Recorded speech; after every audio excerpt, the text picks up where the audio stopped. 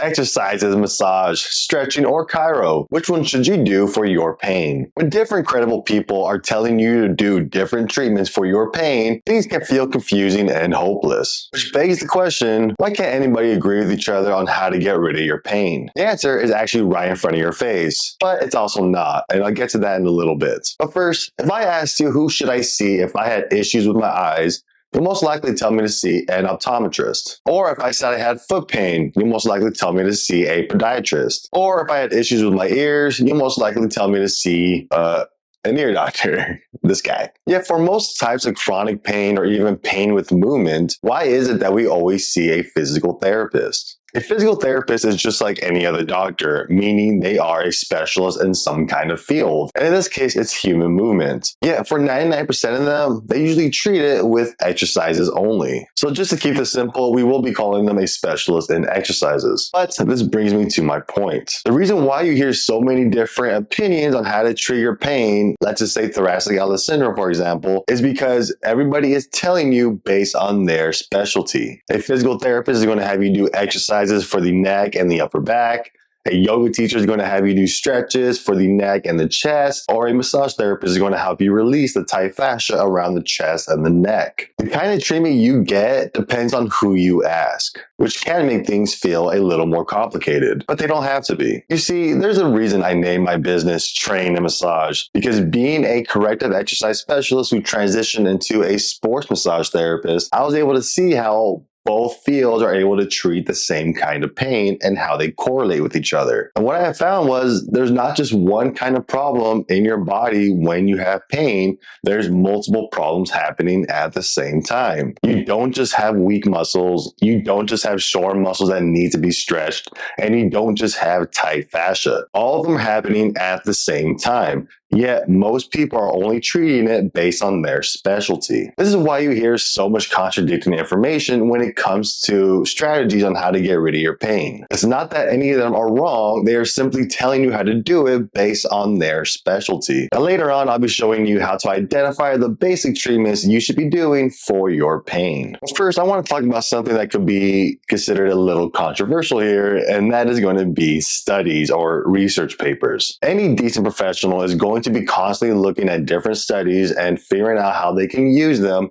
for their own treatment, myself included. And there's nothing wrong with using studies, but from my own experience, I have learned that studies are used to find very specific answers. But this doesn't really play along with us when it comes to trying to figure out your pain. You see, a good study is usually something that is able to eliminate a lot of variables in order to come up with a very specific answer to a very specific question. But when it comes to someone's pain, their chronic pain, you usually have a lot more to deal with, like their entire history, how they develop pain, how they carry themselves from day to day, and so on and so forth. And what this basically means is studies, even though they are great for finding specific answers, they're not the best thing to specifically follow for chronic pain because there's just too many X factors. And on top of that, I've also noticed a big pattern that a lot of therapists tend to pull research from their own study, their own field. And again, this is very common. I do the same exact thing. But then again, this also limits us to our ability to figure out the best treatment for your kind of pain because we're only seeing information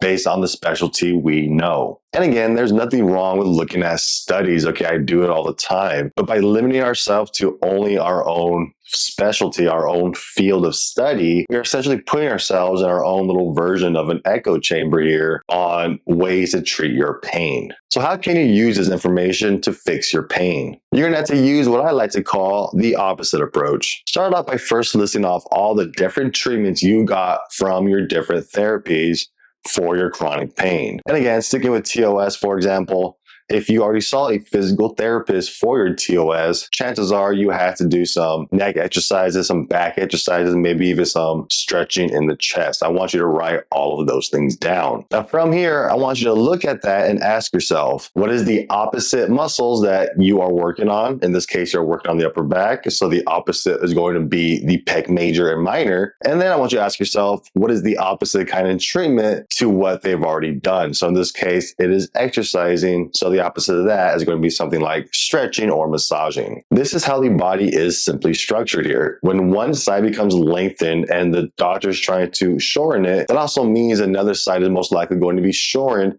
or at minimum tight and fascially restricted, which then makes the other muscle weak. One muscle is going to be shortened on one side while the other muscle is going to be tightened on the other side. Just like how the biceps, one side of the body is shortening and the other one is lengthening. And then when you go the opposite direction, one side shortens, the other side lengthens. This is basically what's happening here, just on a bigger scale with more muscles. And again, this is just a simple reality to how the body works. Just like how the body is constantly trying to alternate between stable joints and mobility joints, it's also trying to keep that balance between short muscles and lengthened muscles. And all this is done in order to keep you standing tall and your eyes looking forward, basically. It means that instead of only doing one kind of treatment for your pain, you're going to have to do multiple kinds of treatments together that complement each other. And luckily for you, I have the perfect system that helps you figure this out, which I like to call the 3R system. I'm only going to be getting into the basics of the 3R system here,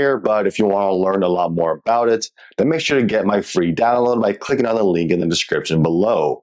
Inside there, you're not only going to learn about my brand new 3R system, you're also going to learn how to apply it to fix your pain and even your posture with 3 different case studies. This guide is completely free, so go download it right now by clicking on the link in the description below, and then come right back here and finish up the video. Now back to the 3R system. What exactly does it mean, and how can we use this with a treatment plan? First off, the 3R stand for release, restore, and retrain, with the first phase being the most ignored, and that is release. During the release phase, your goal is to get rid of all the tight fascia around the muscles along with the trigger points within the muscles themselves. And this part of the treatment is done on both your shortened and your elongated muscles, the ones you found earlier, by using the opposite approach. And the reason why you want to do this first is because not only do trigger points and fascia restrictions restrict your mobility, meaning it's harder to stretch out the muscles, it also makes your muscles weaker by limiting the amount of nutrients and waste that gets pulled out of it, as well as disrupting the nervous system within them. Now, the best way to get rid of trigger points is to either hire a sports massage therapist. If you live in Southern San Diego, then links in the description. Or you can use self-massage tools like a foam roller or a lacrosse ball. So the first stage is to basically self-massage all of the tight muscles and the shortened muscles that you want to target or that you found using the opposite approach. This then brings us into the second phase, which is the restore phase. During this phase, your goal is to not only help elongate the muscles that are shortened and tight, but to also help passively move those joints back into a more optimal position. You see, just because you loosen the fascia around those shortened muscles, that doesn't mean those muscles are at their optimal length. And this is why we want to help stretch them out. On top of that, when muscles get shortened and tight, they also pull on joints, making them more unstable. Now, the reason why you also want to do this second is because, one, the fascia around the muscles are now loosened up, which makes stretching them a lot easier. And 2, it makes the most important step coming up, the retrain phase, a lot easier to do and a lot more effective. And of course, this brings me to the third phase, the retrain phase. In this final phase, your goal is to strengthen those weaker muscles, the elongated ones that are usually found on the opposite side of the muscles you just stretched. By doing this last, your weaker muscles no longer have to fight off the tight fascia and the shortened muscles, which means the muscle can easily contract to its full potential. And the reason why you want to do this last is simply because if you did try to do this first, then you're trying to strengthen a bunch of weaker muscles, and you're trying to do that by going against tight fascia and shortened muscles. When you use the 3R system, you have to first release the tension in the tight muscles and the fascia. Next, you have to then restore the tissues affected by that tension, including the joints. And then finally, you have to retrain those weaker muscles so they are the ones that are now creating the tension, as opposed to being the ones pulled by the tension. If you learned something new in this video, then make sure to hit that like and subscribe button, and then go check out this video up here that's all about trigger points. I'll see you later.